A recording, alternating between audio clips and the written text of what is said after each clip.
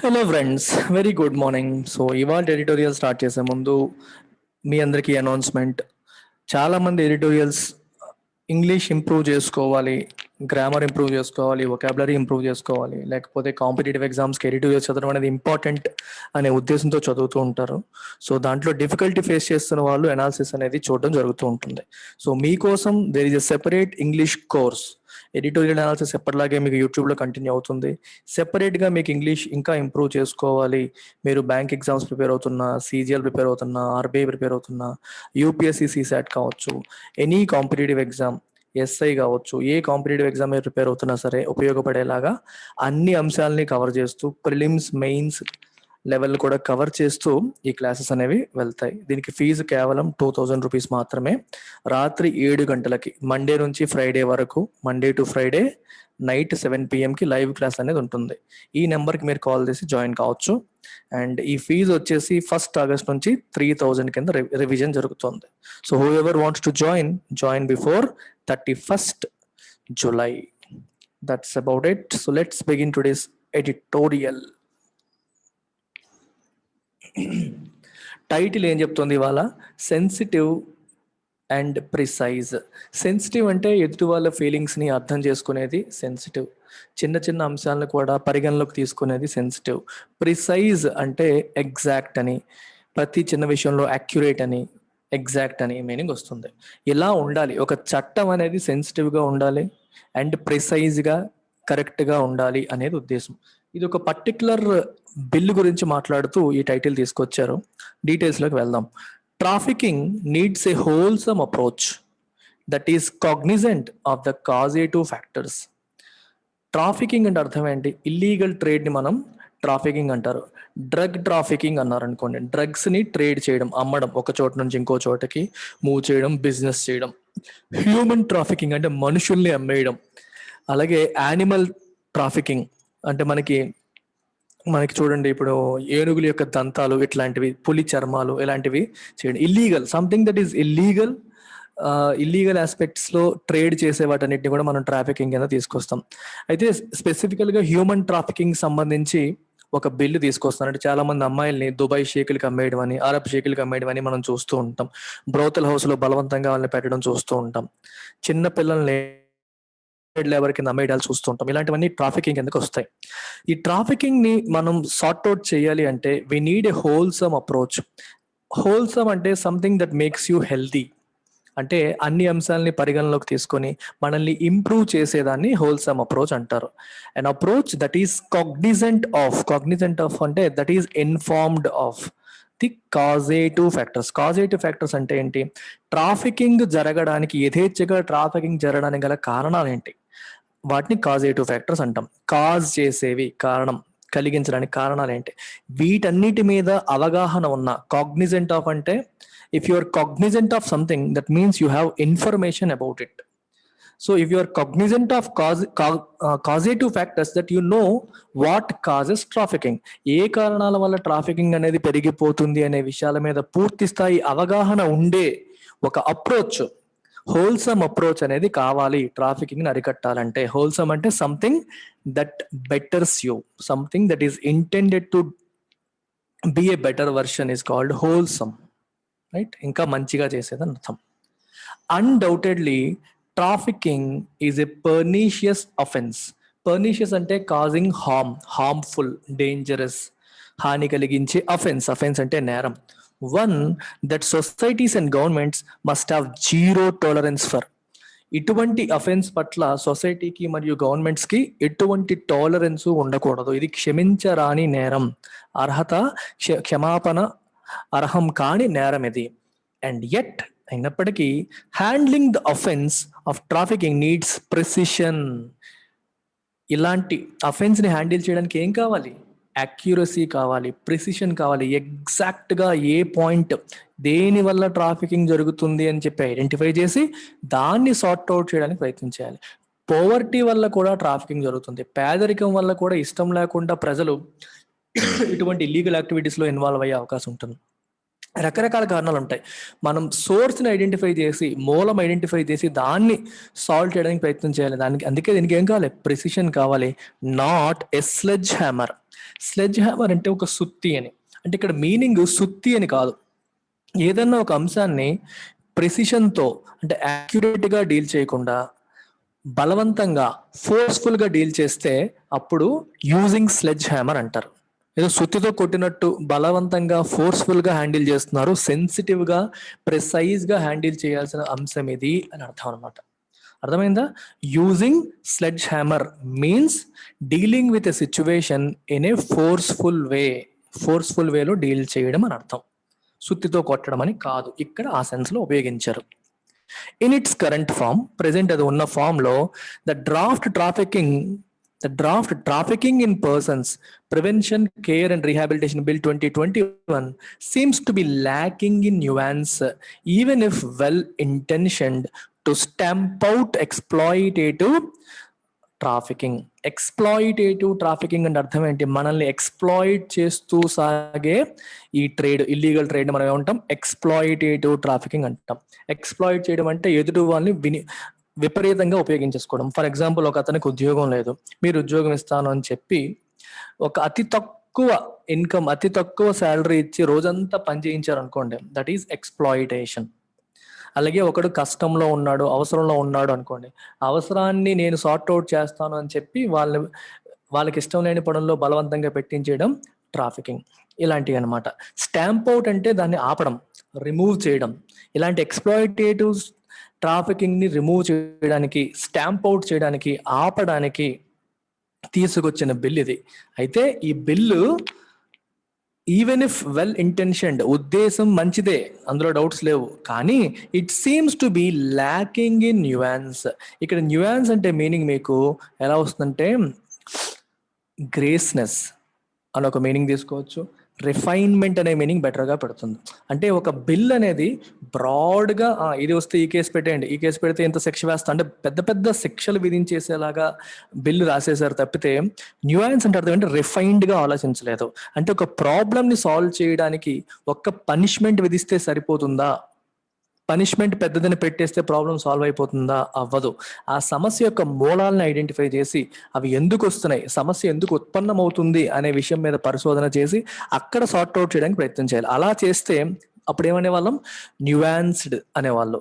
అంటే రిఫైన్డ్గా ఆలోచించారు, ప్రతి ఒక్క అంశాన్ని దృష్టిలో పెట్టుకొని డిజైన్ చేయబడ్డ బిల్ అని చెప్పి మనం చెప్తాం.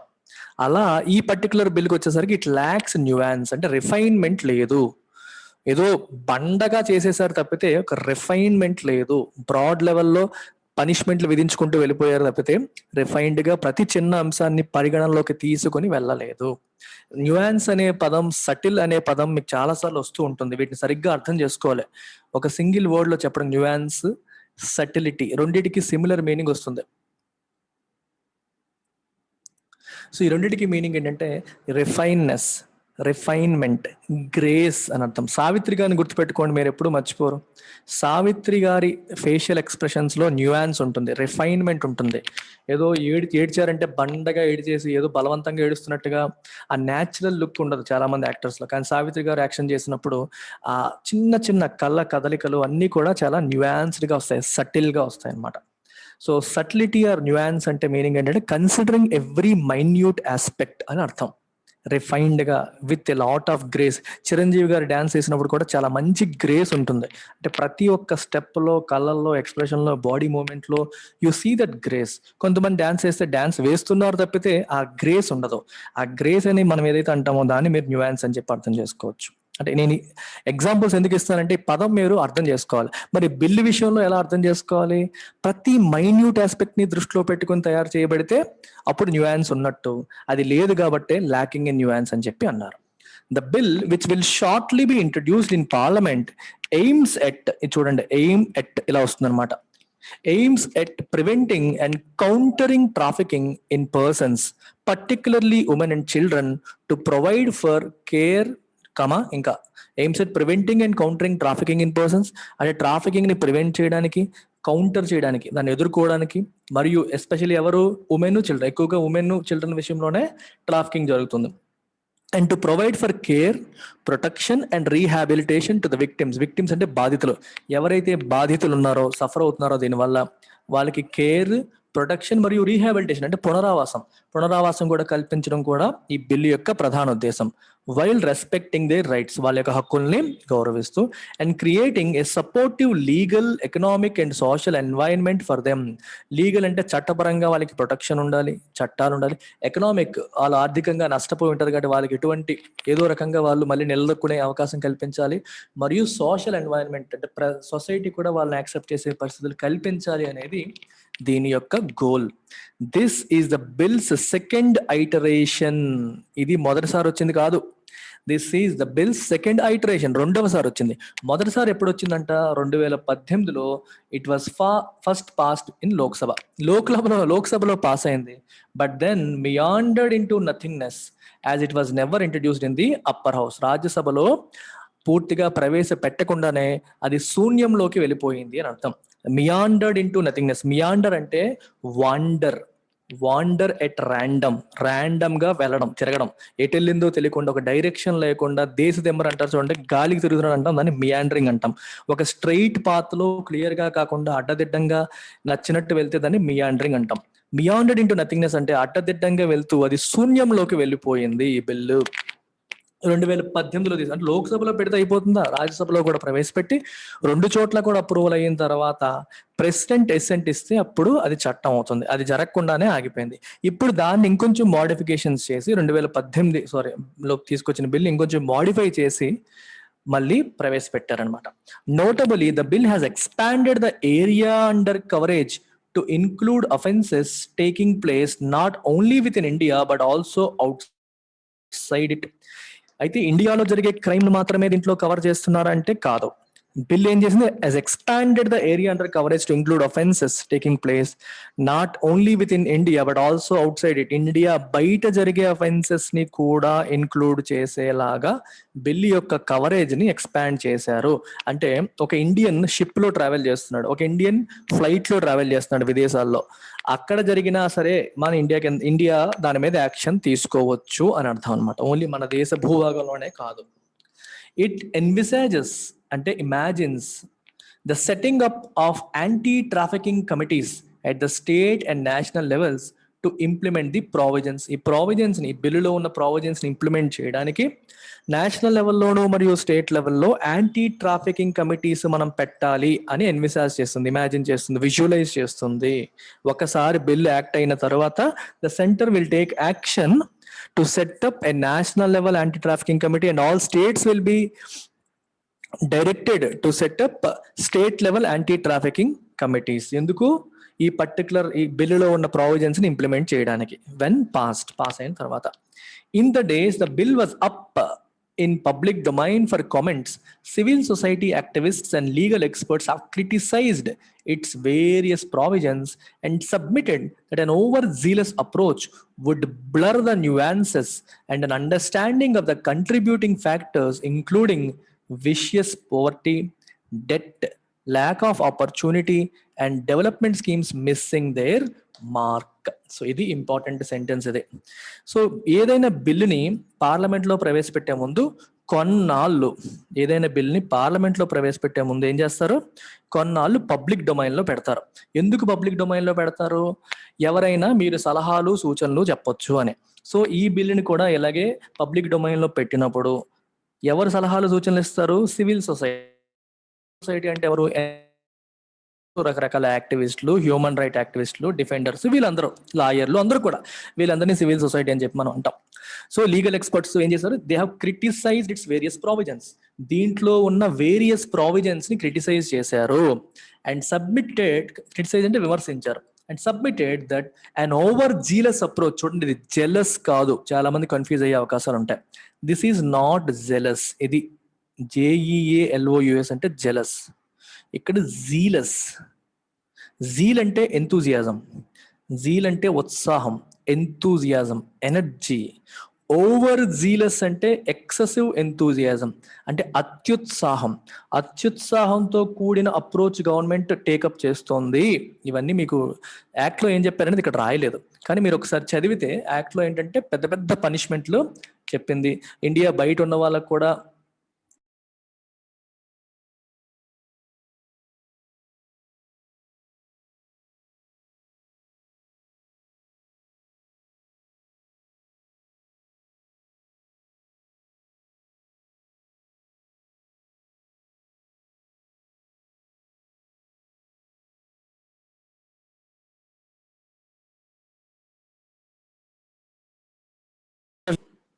ఇప్పుడు మనం ఫర్ ఎగ్జాంపుల్ ఏం చెప్పాలి, మీరు కన్సెన్సువల్ సెక్స్ ఉంటుంది చూడండి. కన్సెన్సువల్ సెక్స్ అంటే ఒక ఇష్టపూర్వకంగా ఒకరితో ఒకరు ఇంటర్ కోర్స్ చేయడం కానీ, సెక్షువల్ యాక్టివిటీస్లో పార్టిసిపేట్ చేయడం కానీ, అలాంటిది కూడా ఈ సెగ్మెంట్లోకి తీసుకొచ్చు సార్. దీనివల్ల ఏమవుతుందంటే సెక్స్ వర్కర్స్ ఉంటారు కదా మనకి, రెడ్ లైట్ ఏరియా అని చెప్పుకుంటాం, వాళ్ళని కూడా విక్టిమ్స్ కింద కన్సిడర్ చేసే అవకాశం ఉంటుంది. ఇలా చాలా రకాలు ఉన్నాయండి ఇష్యూస్.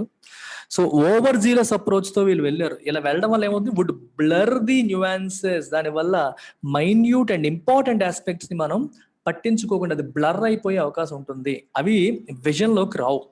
ఏంటవి? Including vicious poverty. విషియస్ అంటే క్రూయల్, వైలెంట్, మనల్ని హాని కలిగించే, ఇబ్బంది కలిగించే ఈ పవర్టీ, డెట్, అప్పుల పాలు అయిపోవడం, ల్యాక్ ఆఫ్ ఆపర్చునిటీ, వేరే అవకాశాలు లేకపోవడం, development schemes missing their mark, development skills అందాల్సిన వారికి అందకపోవడం, ఇవి కారణాలు. ఈ కారణాలని మనం పక్కన పెట్టేసి అవి బ్లర్ అయిపోతున్నాయి. అవి బ్లర్ అయిపోయి వచ్చిన తర్వాత పనిష్మెంట్ విధించడం మీదే దృష్టి పెట్టింది. వీటిని సమూలంగా రిమూవ్ చేసే ఆస్పెక్ట్ లో బిల్లు లేదు అనేది వీళ్ళ యొక్క criticism. Vociferous opposition has arisen over the key aspect of handing over investigation in trafficking crime to NIA, both by those who believe that it would burden the already stretched unit further and those arguing that the move would be an attack on federalism by removing local enforcement agencies out of the picture. Vociferous ante loud ani in a harsh way, loud ga opposition వచ్చింది, వ్యతిరేకత వచ్చింది. Has risen, ఎందుకు, ఏ విషయంలో వచ్చింది? Over the key aspect of handing over investigation in trafficking crimes to the NIA. National investigative ఏజెన్సీకి ఈ particular crime కి సంబంధించిన కేసులన్నీ అందజేయాలి అని ఒక నిర్ణయం తీసుకున్నారు దీంట్లో. దానిపైన విపరీతంగా అపోజిషన్ అనేది వచ్చింది. ఎవరి వైపు నుంచి వచ్చింది? 2 కేటగిరీస్ ఆఫ్ పీపుల్ నుంచి వచ్చింది. మొదటిది by those who believe that it would burden the already stretched unit further. ఎన్ఐఏలో ఉన్న జనాభా తక్కువ, ఎంప్లాయీస్ తక్కువ, వాళ్ళకి ఆల్రెడీ కేసులు ఎక్కువ ఉన్నాయి, ఇవి కూడా వీళ్ళకి ఇస్తే ఇంకా ఎప్పుడు హ్యాండిల్ చేస్తారు అనేది ఒక ఆస్పెక్ట్. అండ్ రెండోది, నేషనల్ ఇన్వెస్టిగేటివ్ ఏజెన్సీ అనేది సెంట్రల్ గవర్నమెంట్ ఆధ్వర్యంలో పనిచేస్తుంది. అంటే ఇలాంటి కేసెస్ లో స్టేట్ గవర్నమెంట్ యొక్క రోల్ ని కంప్లీట్ గా రిమూవ్ చేసేసారు. So it is an attack on federalism. Federalism అంటే అర్థం ఏంటి? Division of powers between state and centre. Centre కి స్టేట్స్ కి మధ్యలో పవర్స్ డివిజన్ మనం ఫెడరలిజం అంటాము. మరి స్టేట్స్ కి ఉన్న పవర్స్ అన్నిటిని ఇంకా తీసి పారేసి మొత్తం అంతా సెంట్రల్ ఏజెన్సీస్ చేతిలోనే పెట్టేస్తున్నారు. It is an attack and federalism అని చెప్పి కొందరంటే, ఎన్ఐఏ ఆల్రెడీ ఓవర్ స్ట్రెచ్డ్, ఇంకా ఇవి కూడా ఇస్తే ఎప్పుడు చేస్తుందని కామెంట్ చేసేవాళ్ళు ఇంకొంతమంది. Another key criticism of the bill, ఇంకో క్రిటిసిజం ఏంటి, విమర్శ ఏంటంటే, has been its broad definitions of victims. ఎవరు బాధితులు అనే విషయంలో వాళ్ళు డిఫైన్ చేసిన విధానం చాలా బ్రాడ్ గా ఉంది. బ్రాడ్ అంటే ఒక స్పెసిఫిక్ కేటగిరీ అని చెప్పకుండా చాలా ఎక్కువ మందిని కవర్ చేసేలాగా ఉంది. Smacking of refusal to consider consensual sexual activity for commerce. Commerce అంటే కమర్షియల్ యాక్టివిటీ అని, బిజినెస్ కోసం, డబ్బు కోసం. కన్సెన్సువల్ సెక్షువల్ యాక్టివిటీ, ఒక సెక్స్ వర్కర్ ఉంది, అమ్మాయి కావచ్చు అబ్బాయి కావచ్చు, ఒక సెక్స్ వర్కర్ డబ్బు కోసం, if they are offering sex and someone goes to them and pays money and then involves in sexual activity, అది కన్సెన్సువల్. అంటే ఇద్దరు ఒకరితో ఒకళ్ళు ఏకాభిప్రాయంతో, బలవంతపు కాదు, ఎక్స్ప్లాయిటేషన్ అనిపించుకుంటుంది, ఇది బలవంతంగా కాదు, అనుకుని చేసింది. స్మాకింగ్ ఆఫ్ అంటే if something smacks of something, అంటే ఆ వాసనలు వస్తున్నాయి అంటాం. స్మాక్ ఆఫ్ అంటే అర్థం ఏంటి? ఆ వాసన రావడం. ఏంటి ఆ వాసన రావడం అంటే, అలాంటివి కూడా ఇందులోకి తీసుకొచ్చేలాగా ఉన్నారు. దేవి కన్సెన్సువల్ సెక్సువల్ యాక్టివిటీని కూడా ఈ పరిధిలోకి తెచ్చే ఆలోచన కనిపిస్తోంది. ఆ వాసనలు వస్తున్నాయి, ఆ సూచనలు కనిపిస్తున్నాయి అని అర్థం. If something smacks of something, that means it seems to contain అని అర్థం. It seems to contain refusal to consider consensual activity for commerce. అర్థమైందా? కన్సెన్సువల్ సెక్షువల్ యాక్టివిటీని కూడా కన్సిడర్ చేసే ఉద్దేశం కనిపించట్లేదు. అంటే దాన్ని కూడా ఈ బిల్లు పరిధిలోకి తెచ్చేలాగా కనిపిస్తోంది అని రాశారు. This would only land up criminalizing sex work. దీనివల్ల ఏమవుతుంది? సెక్స్ వర్క్ కూడా క్రిమినలైజ్ అయిపోతుంది. అంటే ఇలా ఎవరైనా సరే అవకాశాలు లేక వాళ్ళంతట వాళ్ళే కావాలని సెక్స్ వర్కర్ గా మారితే అది క్రైమ్ కింద మారిపోతుంది. ఇది ఎక్స్‌ప్లాయిటేషన్ కాదు, గుర్తుపెట్టుకోండి. బలవంతంగా చేయడం, బలవంతంగా దింపడం ఒకటి. సో వాలంటరీగా చేసినా సరే అది ఇప్పుడు క్రైమ్ కింద మారిపోతుంది, క్రిమినలైజ్ అయిపోతుంది. And victimisation of the exploited, ఎవరైతే ఎక్స్‌ప్లాయిట్ చేయబడుతున్నారో వాళ్ళని విక్టిమ్స్ కింద ఇప్పుడు చూపించడం అనేది బాధితుల కింద మనం చూపించే పరిస్థితి వస్తుంది. అదనమాట పరిస్థితి.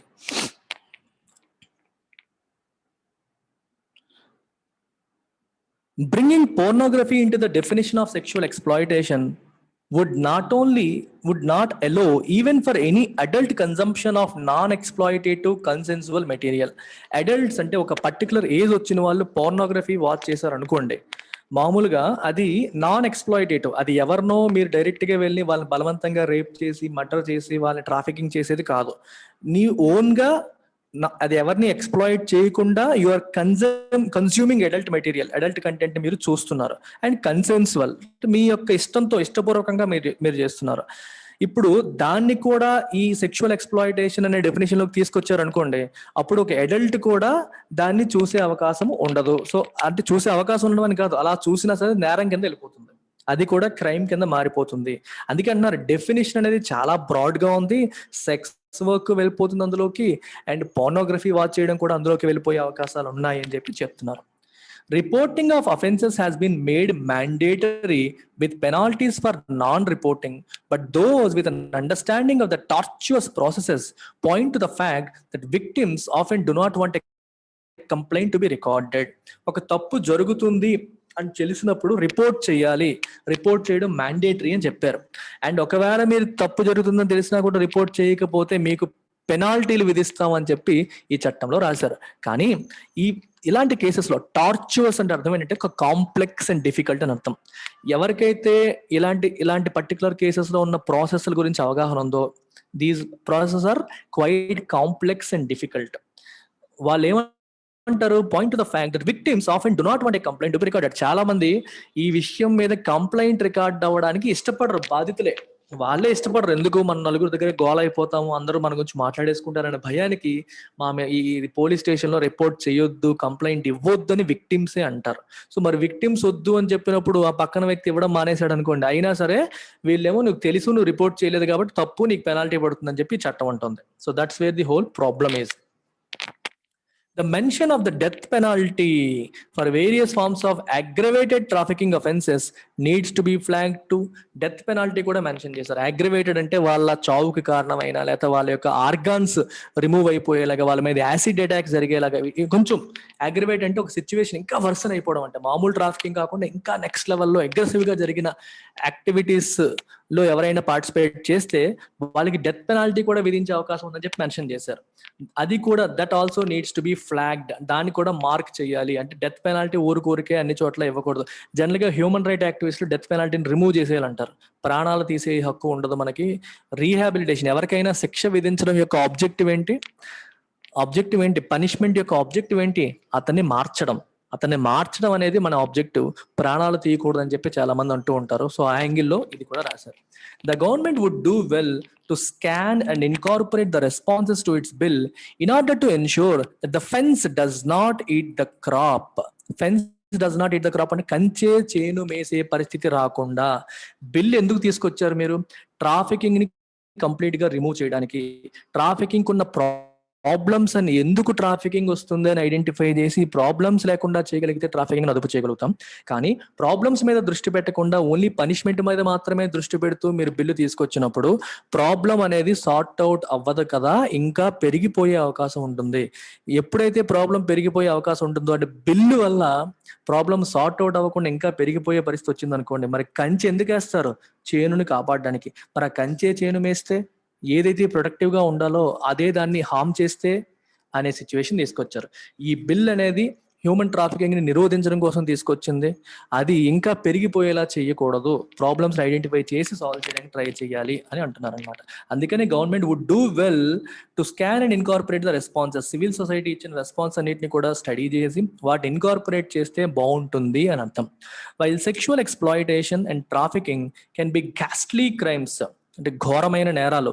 ఇన్వోకింగ్ పబ్లిక్ హర్రర్, ప్రజల్లో భయాందోళనని తీసుకొచ్చే ఒక ఘోరమైన నేరాలు. ఒప్పుకుంటాం, కాదనం. For the state to not employ, అయితే for the state to not employ a wholesome approach cognizant of the causative factors, one that would be sensitive and precise would be equally horrific. Beautiful sentence ఇది.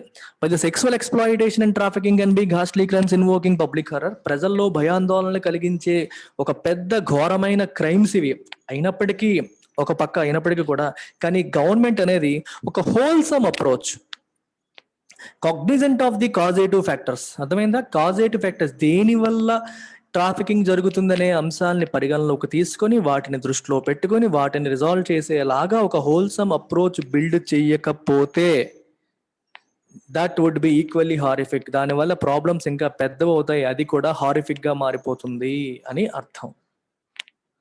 ఓకేనా? Take care, by.